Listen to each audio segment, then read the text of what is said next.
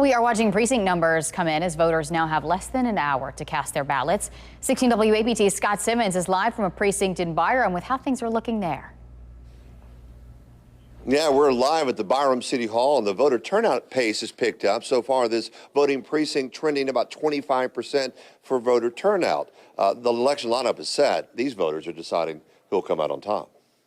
The poll started early Tuesday morning at 7 a.m., seeing a steady stream of voters at some locations. But as the day moved on, the numbers did dwindle in the Jackson area. We all complain about the way things are, and if we're not going to participate in the process, then we don't have any influence over what happens. Every vote matters. I think it's important for everybody to vote in every election because it's our God-given right.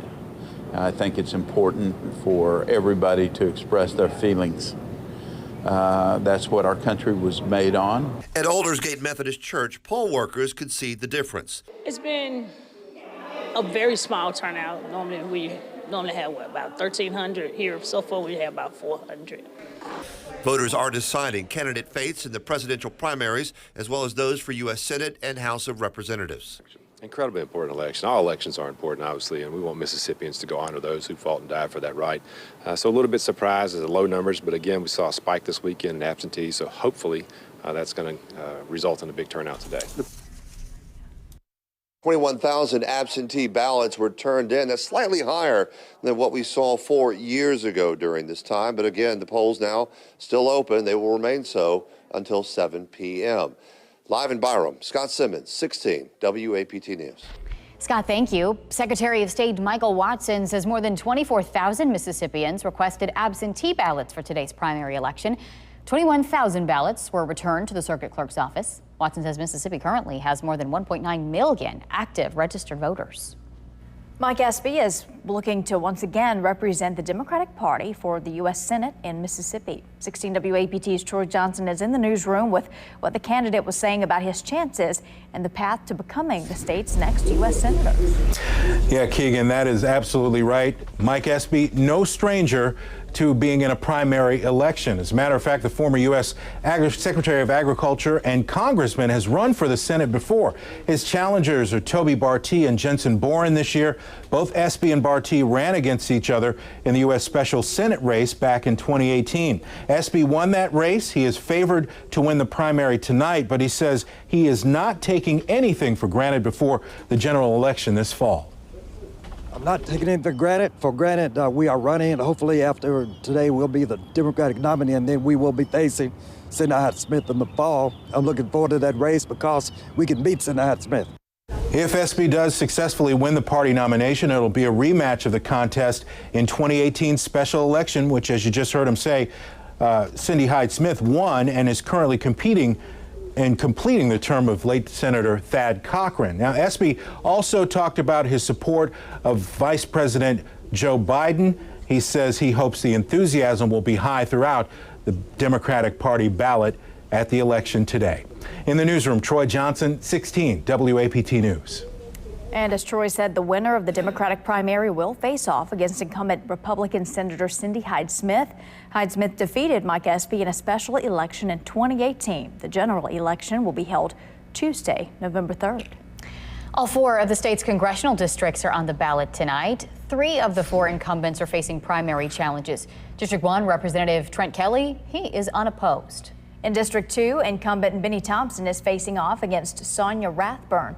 District 3 incumbent Michael Guest is running for re-election for the first time against James Tulp for the Republican nomination. Representatives serve 2-year terms. Attorney General Lynn Fitch, we spotted her in one of the polling places today. She says every election is critical, and the fact that the president and other presidential candidates have made stops in Mississippi over the last few months proves that. Everyone to get out and exercise your vote. Have the voice. If you want to be a part of your community, of your state, of your nation, then you need to do that. You need to come out and vote. Mississippi is always an important state. You know, they look and they value our votes. They want to see where our delegates are going. So that's why you see all the candidates come here. Fitch was sworn in as the state's first female attorney general in January. This morning, some Hinds County precincts ran into polling problems. The District 2 election commissioner says some machines weren't working. She says about 24 precincts had issues with electronic poll books.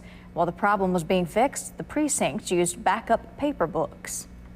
But we always print paper poll books as emergency backup. So we have told the precinct managers if you can't find them or if the poll book isn't working, voting shouldn't stop. Go ahead and use the Also, the Mississippi Secretary of State says some poll workers and managers in Hinds County did not arrive to polling locations on time.